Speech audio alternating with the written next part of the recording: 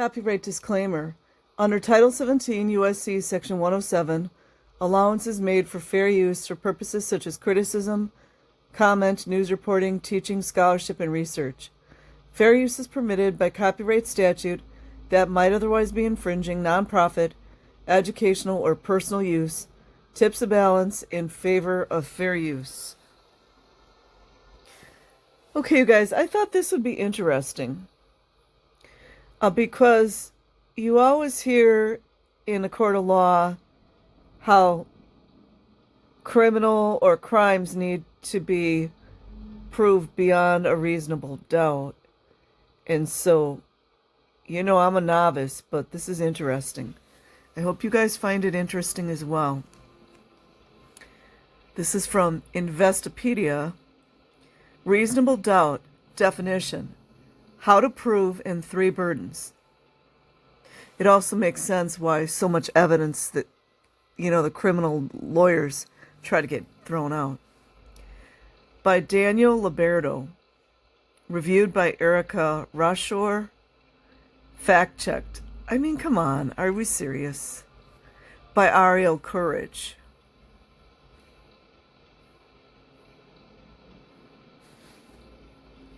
Reasonable doubt. Insufficient evidence that prevents a judge or jury from convicting a defendant of a crime. Yeah, that just reiterates what I was saying. What is reasonable doubt? Reasonable doubt is legal terminology referring to insufficient evidence that prevents a judge or jury from convincing a defendant of a crime. It is the traditional standard of proof that must be exceeded to secure a guilty verdict in a criminal case in a court of law. In a criminal case, it is the job of the prosecution to convince the jury that the defendant is guilty of the crime with which he has been charged and therefore should be convicted. The phrase beyond a reasonable doubt means that the evidence presented and the arguments put forward by the prosecution establish the defendant's guilt so clearly that they must be accepted as fact by any rational person. If the jury cannot say with certainty, based on the evidence presented, that the defendant is guilty, then there is reasonable doubt, and they are obligated to return a non-guilty verdict. Key takeaways. Reasonable doubt is insufficient evidence that prevents a judge or jury from convicting a defendant of a crime. If it cannot be proved without a doubt that a defendant in a criminal case is guilty, then that person should not be convicted. Each juror must walk into the courtroom presuming the accused is innocent, and it is the job of the prosecutor to convince them otherwise. Reasonable doubt is used exclusively in criminal cases. Yep, that's what I was saying. Because the consequences of a conviction are severe. Other commonly used standards of proof in criminal cases are probable cause. You guys notice the cops always want to use that as well. Reasonable belief and reasonable suspicion. And credible evidence. Understanding reasonable doubt. Under U.S. law, a defendant is considered innocent until proven guilty. Reasonable doubt stems from insufficient evidence. If it cannot be proved without a doubt that the defendant is guilty, that person should not be convicted. Verdicts do not necessarily reflect the truth. We got that right. They reflect the evidence presented. A defendant's actual innocence or guilt may be an abstraction. Beyond a reasonable doubt is the highest standard of proof used in any court of law and is widely accepted around the world. It is used exclusively in criminal cases. because the consequences of a conviction are severe. A criminal conviction could deprive the defendant of liberty or even life.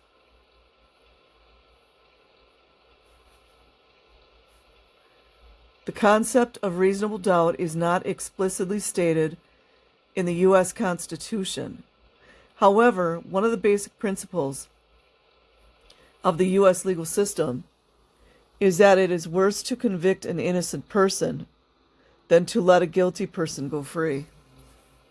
The person charged is considered innocent until proven guilty.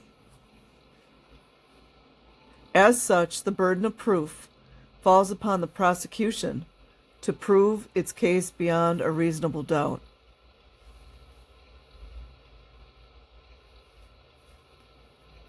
Important: proof beyond a reasonable doubt is required only in criminal cases because the potential penalties are severe. Difference between belief and certainty. It isn't unusual for a juror to believe that the defendant is a criminal, but not be convinced with certainty that they committed the particular crime they are charged with. That isn't good enough to find the defendant guilty.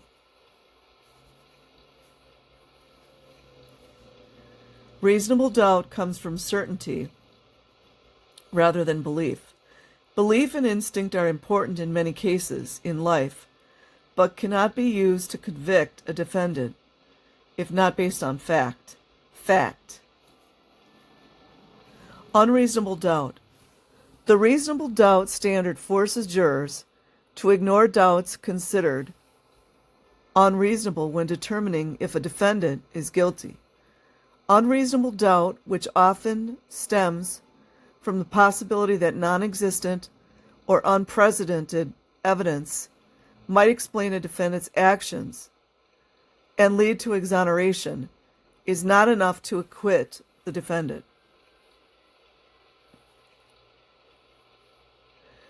Exculpatory evidence. Evidence favorable to the defendant in a criminal trial can also create reasonable doubt as to whether the accused committed the crime.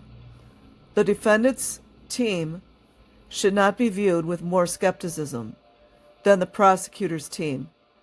Each shred of evidence should be given the same consideration. This is important as any reasonable doubt, however small, that the defendant did not do it is grounds for an acquittal. Other standards of proof. Other commonly used standards of proof in criminal cases are probable cause, a requirement found in the Fourth Amendment that the police have more than just suspicion. That a suspect committed a crime before making an arrest. Oh, I'm just thinking about how Danny got arrested without probable cause. Conducting a search or serving a warrant. Reasonable belief and reasonable suspicion. A reasonable presumption by a police officer that a crime is, or will be committed. This is more than a hunch and less than probable cause, and is used to determine the legality of a police officer's decision to take action. Credible evidence. Evidence that is deemed worthy of being presented in a court and to the jury.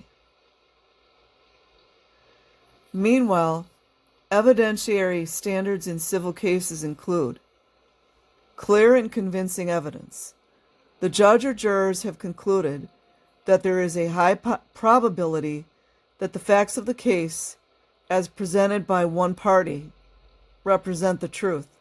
The standard of clear and convincing evidence is used in some civil cases, and it may appear in some aspects of a criminal case, such as a decision on whether a defendant is fit to stand trial.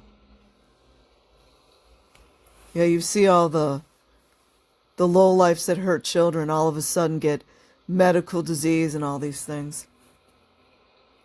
The language appears in several U.S. state laws. Preponderance of the evidence. Both sides have presented their cases, and one side seems more likely to be true. Most civil cases require a preponderance of the evidence, as this is a lower standard of proof. Presumption of innocence. The criminal justice system seeks to unearth the truth, convict the guilty, and let the innocent walk free. In order for this to work, each juror must walk into the courtroom presuming the accused is innocent. It is better than 100% guilt, 100 guilty persons should escape than one innocent person should suffer. Benjamin Franklin. This presumption requires that jurors have a skeptical mindset that must be overcome before they can reach a guilty verdict. The jurors must not just want to believe something or to be swayed by prejudices. They must view each shred of evidence presented by the prosecution with skepticism. Why is reasonable doubt important? The reasonable doubt standard aims to reduce the chances of an innocent person being convicted. Can't help but think of Aaron Smith Lemon. Criminal cases can result in hefty convictions, including deaths or life sentences. So a person should only be charged if the jurors are 100% confident, based on the evidence presented of their guilt. How do you prove reasonable doubt? The jurors must walk into the courtroom presuming the accused is innocent. Reasonable doubt exists unless the prosecution can prove that the accused is guilty. This can be achieved by supplying evidence and inviting people to testify on the stand. That just goes to show how many witnesses get, taken out, etc. What are the 3 burdens of proof? The 3 burdens of proof for criminal cases are beyond a reasonable doubt, probable cause, and reasonable suspicion. What is the difference between doubt and reasonable doubt? A doubt can be considered reasonable when it's connected to evidence or an absence of evidence. Sympathies or prejudices are not reasonable grounds for doubt. The bottom line, reasonable doubt is an important legal standard that strives to prevent innocent people from getting convicted for a crime they didn't commit. If it cannot be proved without a reasonable doubt that the defendant is guilty, then they should not be convicted of the crime as charged. Guess they had plenty of evidence for Masterson, didn't they? Personalized advice when you need it. Okay, that's something different. It's an ad.